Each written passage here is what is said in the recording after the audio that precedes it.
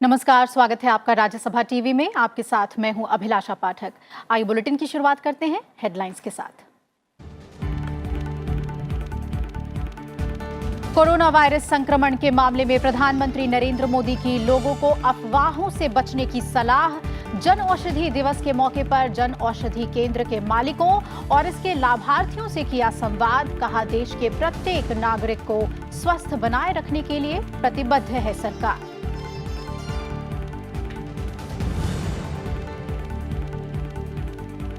भारत में अब तक कोरोना वायरस के कुल 34 मामले, 2 लद्दाख और 1 तमिलनाडु में आया सामने। स्थिति पर प्रधानमंत्री नरेंद्र मोदी ने की समीक्षा बैठक।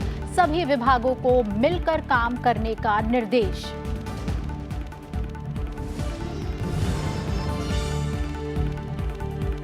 भारत के नागरिकता कानून पर दूसरे देशों को दखल देने का कोई अधिकार नहीं। दिल्ली में आयोजित ग्लोबल बिजनेस समिट में विदेश मंत्री एस जयशंकर का बयान। बेवतन लोगों की संख्या घटाने के लिए सीएए को बताया सराहनीय कदम। कहा, नागरिकता पर फैसला लेने के लिए हर देश का होता है अपना आधार और दायरा।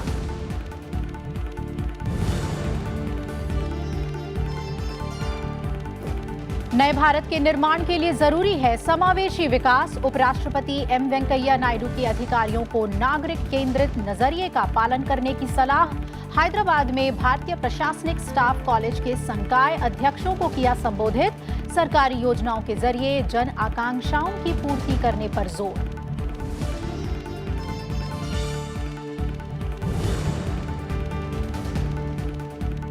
और आईसीसी महिला T20 विश्व कप के खिताब से एक कदम दूर टीम इंडिया। अंतर्राष्ट्रीय महिला दिवस के मौके पर मेलबर्न में कल ऑस्ट्रेलिया से होगा फाइनल मुकाबला।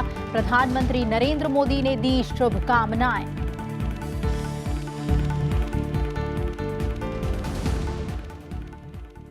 और बुलेटिन को आप देखते हैं विस्तार से। जन औषधि दिवस के मौके पर प्रधानमंत्री नरेंद्र मोदी ने वीडियो कॉन्फ्रेंसिंग के जरिए चुने हुए जन औषधि केंद्रों के मालिकों और प्रधानमंत्री भारतीय जन औषधि परियोजना के लाभार्थियों से संवाद किया।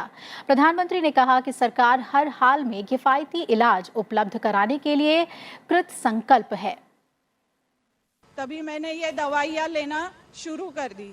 जन औषधि दिवस के मौके पर प्रधानमंत्री नरेंद्र मोदी ने जन औषधि केंद्रों के मालिकों और लाभार्थियों से संवाद करते हुए कहा कि अब तक पूरे देश में करोड़ों गरीब और मध्यम वर्ग के लोगों को 2 से 2.5 हजार करोड़ रुपए की बचत जन औषधि केंद्रों के कारण हुई है। प्रधानमंत्री ने कहा कि सरकार हर भारतीय के स्वास्थ्य के लिए 4 सूत्रों पर काम कर रही है। हर भारतीय को बीमार होने से बचाने के लिए क्या क्या किया जाए। दूसरा, अगर बीमार हो गया तो बीमारी की स्थिति में सस्ता और अच्छा इलाज हर नागरिक को कैसे मिले।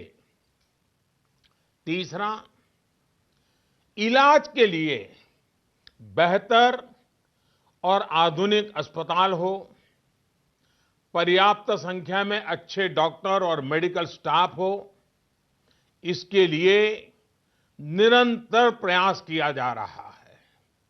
और चौथा सूत्र है मिशन मोड पर काम करके चुनौतियों को समझना, उसका समाधान करना। प्रधानमंत्री ने कहा कि जन औषधि केंद्र के संचालकों के काम को पहचान दिलाने के लिए सरकार ने इस योजना से जुड़े पुरस्कारों की शुरुआत करने का भी फैसला लिया है। आपके इस काम को पहचान दिलाने के लिए सरकार ने इस योजना से जुड़े एक पुरस्कारों की शुरुआत करने का भी फैसला लिया है। मुझे विश्वास है कि इन पुरस्कारों से, इन अवार्ड से जन औषधि के क्षेत्र में एक नई स्वस्थ हेल्दी कंपटीशन, स्वस्थ स्पर्धा शुरू होगी। प्रधानमंत्री ने कोरोना वायरस को लेकर देशवासियों को किसी भी तरह की अफवाह से बचने की सलाह दी। उन्होंने कहा कि कोई भी परेशानी होने पर तुरंत डॉक्टर की सलाह लें। साथ ही उन्होंने कहा कि पूरी दुनिया नमस्ते करने की आदत डाल रही है। हमें भी आजकल हाथ मिलाने की बजाय नमस्ते करना चाहिए। मेरी सभी देशवासियों को प्रार्थना है, मेहरबानी करके इन अफवाहों से भी बचना है। आपको कुछ भी लगता है, जो भी करें, अपने डॉक्टर की सलाह से ही करें। हम स्वयं डॉक्टर न बन जाए। और हाँ, पूरी दुनिया आजकल नमस्ते की आदत डाल रही है। अगर किसी कारण से हमने ये आदत छोड़ दी है, तो हम भी हाथ मिलाने के बजाय इस आदत को फिर से डालने का भी मैं समझता ये उत्तम समय है। नमस्ते करके ही एक दूसरे को ग्रीट करना चाहिए। देश के 700 जिलों में जन औषधि के लगभग 6,200 केंद्र हैं। मौजूदा वित्त वर्ष में इन केंद्रों से 390 करोड़ रुपए मूल्य की बिक्री हो चुकी है। Bureau report, Rajya Sabha TV. के रूप में देखा है। आपको बहुत बहुत धन्यवाद। दिल्ली के कृष्णा नगर के जन औषधि केंद्र पर मौजूद बीजेपी के राष्ट्रीय अध्यक्ष जेपी नड्डा ने कहा कि किफायती दर पर दवाइयां मिलने से आम आदमी के लगभग 2,200 करोड़ रुपयों की बचत हुई है और इन केंद्रों से अनेक लोगों को स्वरोजगार और नियमित आमदनी उपलब्ध हुई है। 700 जिलों में 6,700 ऐसे आउटलेट्स हैं जहां से करोड़ों लोगों इस सुविधा को ले रहे हैं और इनका लाभ हो रहा है। 2019-20 में लगभग 22,000 करोड़ रुपए की दवा सिर्फ 390 करोड़ रुपए में दी गई है।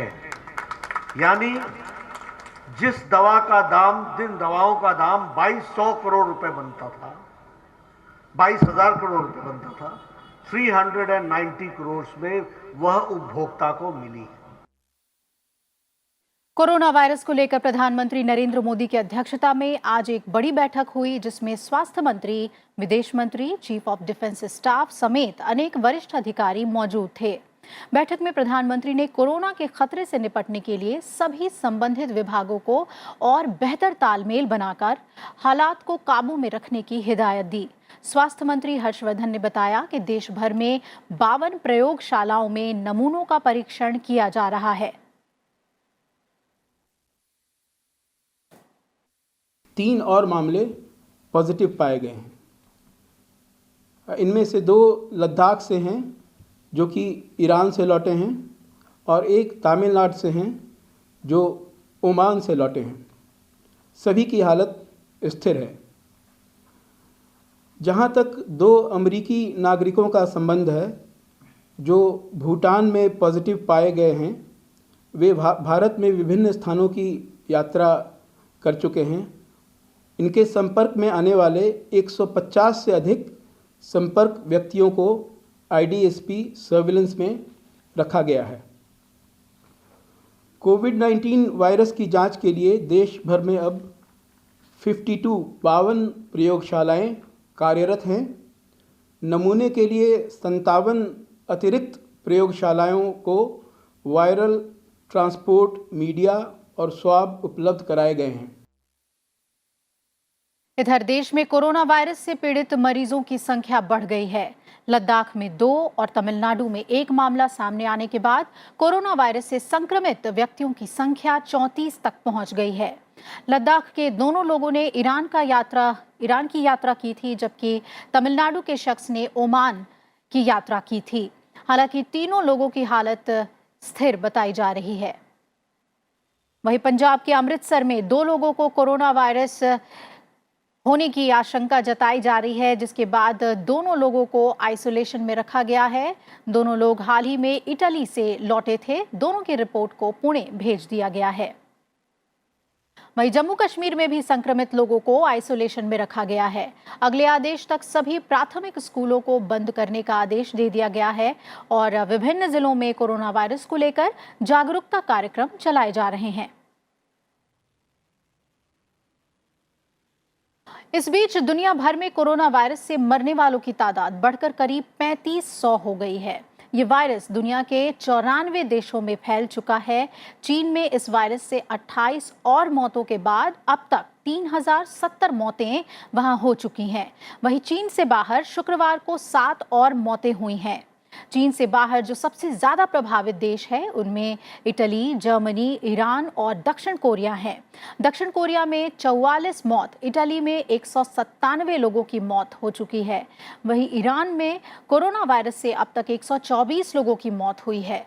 4,747 लोगों में कोरोना की वहां पुष्टि भी हो चुकी है।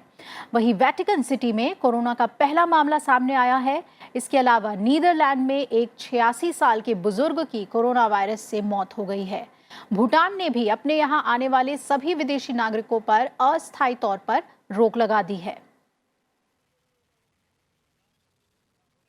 विदेश मंत्री एस जयशंकर ने संशोधित नागरिकता कानून को लेकर भारत की आलोचना करने वालों को जवाब दिया है। आज दिल्ली में ग्लोबल बिजनेस समिट में विदेश मंत्री ने कहा कि दुनिया में कोई भी ऐसा देश नहीं है जो कहे कि उसके यहाँ हर किसी का स्वागत है। उन्होंने कहा कि हर कोई जब नागरिकता को देखता है तो इसका एक संदर्भ और मानक होता है। कोई ये तर्क नहीं दे सकता कि सरकार या संसद को नागरिकता की शर्तें तय करने का अधिकार नहीं है, क्योंकि हर सरकार ऐसा करती है। विदेश मंत्री ने कहा कि हमने इस कानून के जरिए बेवतन लोगों की संख्या घटाने की कोशिश की है। इसकी सराहना होनी चाहिए। What we have tried to do is we have a large number of stateless people in this country. We have tried to reduce the number of stateless people through this legislation. That should be appreciated. We have done it in a way in which we don't create a bigger problem for ourselves. And everybody, when they look at citizenship, has a context and has a criteria. Show me a country in the world which says everybody in the world is welcome. Nobody does that. I mean, look at the Americans, look at the Europeans. I can give you examples for every European country. What is the criteria for citizenship that they do? And there is some social criteria. कार्यक्रम में सवाल के जवाब में विदेश मंत्री S Jaishankar ने UNHRC के निदेशक के कश्मीर मुद्दे पर हस्तक्षेप की निंदा की। उन्होंने सीएए, दिल्ली हिंसा और जम्मू कश्मीर के मुद्दे पर दूसरे देशों के रवैये पर विदेश मंत्री सुब्रमण्यम जयशंकर ने कहा कि अब दुनिया की प्रकृति बदल गई है और शायद हमें पता चल रहा है कि वास्तव में हमारे दोस्त कौन हैं। World, a democratic society is about. Those debates are happening in India. Those will happen outside. But I would say, in a sense, you will have a big geopolitical constituency out there in the world. You will also have people who understand the changes of India, who agree with it. You will have people who may not agree with it. But I wouldn't mix apples and oranges. I think these are two different processes at work. वक्त है एक break का। Break के बाद फौरन हाजिर होंगे, बने रहिए हमारे साथ।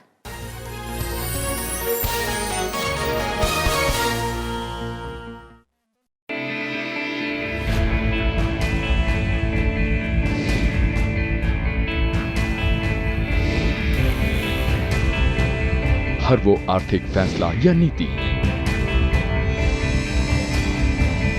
जो तय करता है विकास की गति, कैसे और क्यों लिए जाते हैं फैसले, क्या होता है इनका हम पर असर। देखिए अर्थनीति शनिवार शाम 7:30 बजे सिर्फ राज्यसभा टीवी पर।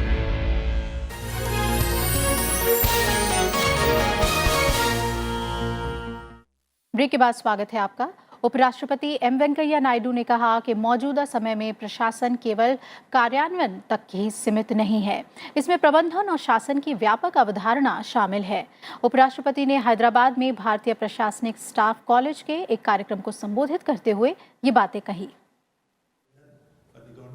हैदराबाद में भारतीय प्रशासनिक स्टाफ कॉलेज के संकाय अध्यक्षों को संबोधित करते हुए उपराष्ट्रपति एम वेंकैया नायडू ने नीतियों को प्रभावी कार्यक्रम में तब्दील कर जन आकांक्षाओं की पूर्ति करने पर जोर दिया। उन्होंने कहा कि प्रबंधन में कार्यान्वयन और निगरानी दोनों शामिल है। Management involves both implementation and monitoring. Governance covers the whole architecture from policy implementation to monitoring and evaluation. It also involves adopting a proactive approach and implementing the best practices. Just now we heard one lady professor was telling about Service Guarantee Act. The very fact that there is a need for Service Guarantee Act speaks of not having enough governance. Very simple, na? You may make so many pronouncements, but at the end of the day, unless services are delivered, the purpose is not achieved. That's why still India is going through this transformation, underdeveloped to developing, and if you want to become really a developed country, that is the area of focus. Delivery, service delivery, formulations, our implementations should focus on that. And for that, best practices. We have to learn from others' experience. We can't go on making our own this thing and then learn by mistakes and all. That's no longer this thing. You have to learn from others' experience. And particularly now the world is open. We are living in a global age. उपराष्ट्रपति ने समावेशी विकास को नए भारत के निर्माण के लिए आवश्यक बताया।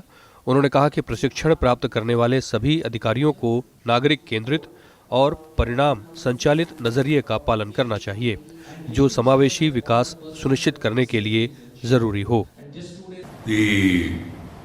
The real crux is how well we can translate policy into effective program and impactful delivery mechanism. This is what is required. Many of the countries are looking to India for training, for capacity building, for sharing of this knowledge. This is a positive thing. When I was visiting Africa and other countries, many people told, sir, we like India. One, they said, is about the culture. They very much respect our cultural values. Second is the capacity and caliber of our administration. The third thing is they talk about, of course, our cuisines. Our food is internationally famous now. Unfortunately, some of us are looking to their food, but they are looking to our food. Food is a major aspect. And also, as they were telling, even the cinema. Our Indian cinema is catching up. Hyderabad स्थित भारतीय प्रशासनिक staff college की स्थापना 1956 में हुई थी। ये देश के सिविल सेवकों, प्रशासक और प्रबंधकों की क्षमता विकास के लिए अग्रणी संस्थान के रूप में जाना जाता है। मोहम्मद फातेह टीपू, राज्यसभा टीवी। कल अंतर्राष्ट्रीय महिला दिवस है। इस मौके पर प्रधानमंत्री नरेंद्र मोदी दिल्ली में अपने आवास लोक कल्याण मार्ग पर नारी शक्ति पुरस्कार विजेताओं के साथ संवाद करेंगे। अंतर्राष्ट्रीय महिला दिवस के मौके पर प्रधानमंत्री के ट्विटर अकाउंट का परिचालन महिलाओं के हाथ में रहेगा। इससे पहले राष्ट्रपति कल सुबह राष्ट्रपति भवन में एक समारोह में नारी शक्ति पुरस्कार प्रदान करेंगे। सरकार हर साल विशेष रूप से वंचित और कमजोर तबके की महिलाओं के सशक्तिकरण के क्षेत्र में सराहनीय काम करने वाले लोगों, समूहों, संस्थानों को राष्ट्रीय पुरस्कार से सम्मानित करती है। अंतर्राष्ट्रीय महिला दिवस के मौके पर ताजमहल समेत सभी भारतीय पुरातत्व सर्वेक्षण संरक्षित स्मारकों में सभी भारतीय और विदेशी महिला आगंतुकों के लिए मुफ्त एंट्री की घोषणा की गई है। केंद्रीय संस्कृति और पर्यटन राज्य मंत्री प्रहलाद सिंह पटेल ने कहा कि भारत में महिलाओं को सम्मान देने की एक महान परंपरा रही है।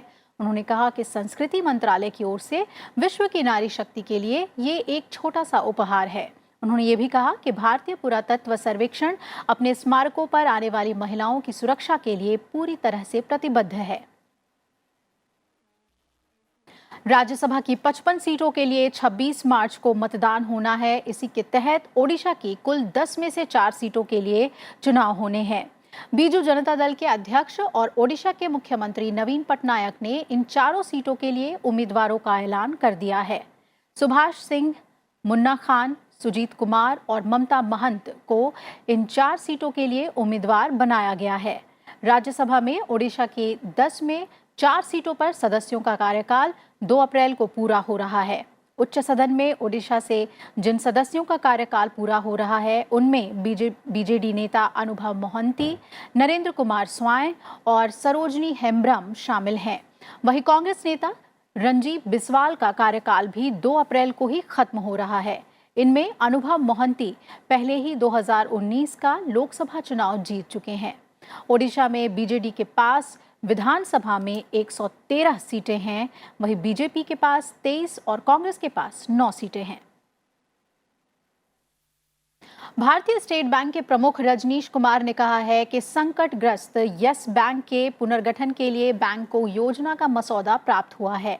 उन्होंने कहा कि बैंक के अधिकारी मसौदा योजना का अध्ययन कर रहे हैं। रजनीश कुमार ने कहा कि एसबीआई संकट से जूझ रहे यस बैंक के 49% शेयर खरीद सकता है। इसके साथ ही बैंक की 2,450 करोड़ रुपए के निवेश की योजना भी है। उन्होंने ये भी बताया कि यस बैंक के खाता धारकों के पैसे को खतरा नहीं है और उनका पैसा सुरक्षित है। रजनीश कुमार ने कहा कि फिलहाल 50,000 की सीमा तय करने की वजह से यस बैंक के खाता धारकों को दिक्कतें जरूर हो रही हैं, लेकिन उन्हें डरने की जरूरत नहीं है।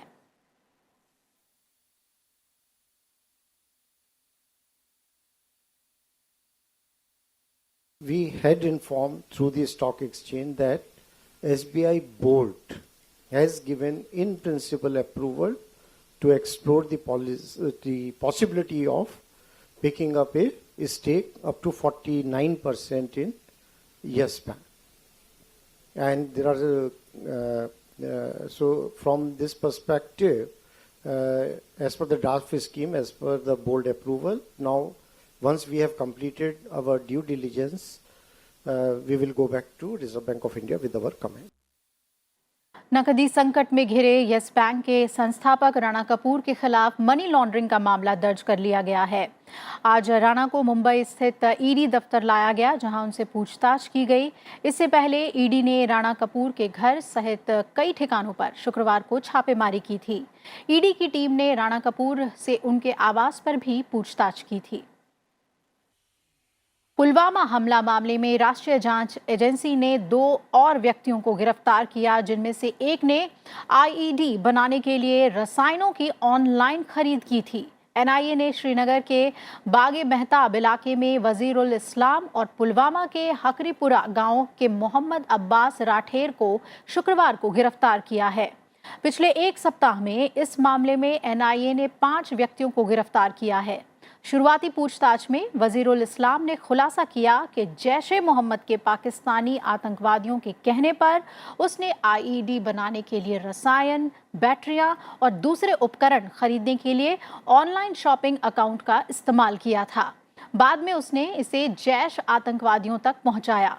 वहीं दूसरे संदिग्ध मोहम्मद अब्बास राठेर ने भी जैश के लिए काम करने की बात कबूली है। उसने बताया कि जैश आतंकवाद और आईईडी बनाने में माहिर मोहम्मद उमर उसने ही उसे अपने घर में ठहराया था। और आइए अब बात करते हैं पर्यावरण और जलवायु परिवर्तन से जुड़ी हुई।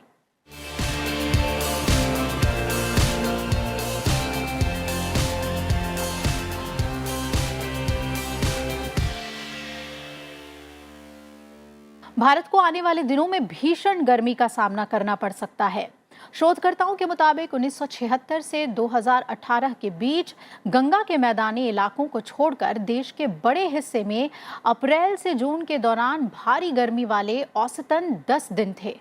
ये संख्या 1951 से 1975 की अवधि की तुलना में करीब 25% अधिक है। 1976 के बाद आंतरिक प्रायद्वीप हिस्से के उत्तर पश्चिमी भागों और पश्चिमी तट से लगे क्षेत्रों में गर्म दिन काफी बढ़ गए हैं। वहीं भारत के पूर्वी और दक्षिणी हिस्सों में गर्म दिनों की संख्या में उल्लेखनीय वृद्धि हुई है। 1976 से 2018 के बीच भीषण गर्मी की आवृत्ति और तीव्रता में परिवर्तन से इस बात का अनुमान लगाया जा रहा है कि आने वाले दिनों में गर्मी और बढ़ सकती है।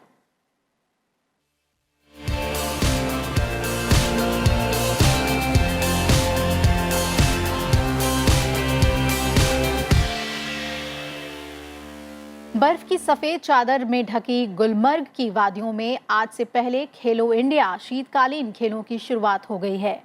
केंद्रीय युवा मामले और खेल मंत्री किरेन रिजिजू ने पहले खेलो इंडिया शीतकालीन खेलों का शुभारंभ किया। 7 मार्च से 11 मार्च तक 5 दिन के इस आयोजन में करीब 900 प्रतिभागी हिस्सा लेंगे। इस मौके पर किरेन रिजिजू ने कहा कि ये प्रतियोगिता केवल जम्मू कश्मीर के लिए नहीं बल्कि पूरे देश के लिए महत्वपूर्ण है। उन्होंने कहा कि इस तरह के खेलों का आयोजन हर साल गुलमर्ग में किया जाएगा। खेल मंत्री ने बताया कि जम्मू कश्मीर में अंतर्राष्ट्रीय स्तर की खेल अकादमी स्थापित की जाएगी, जिनमें अंतर्राष्ट्रीय कोच खिलाड़ियों को प्रशिक्षण देंगे।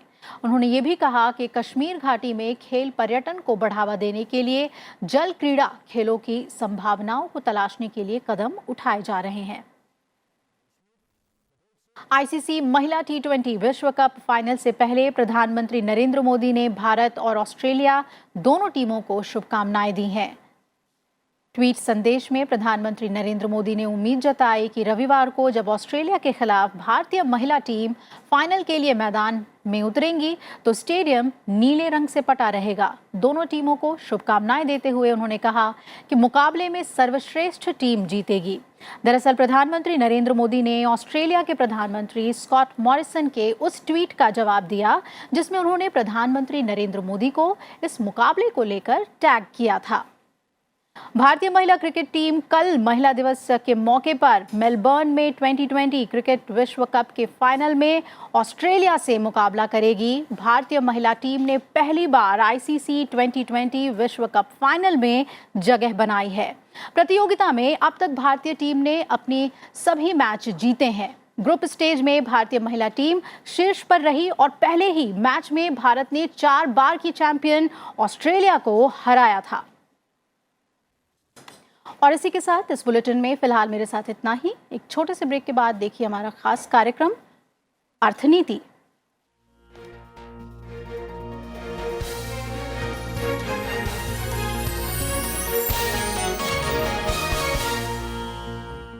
देख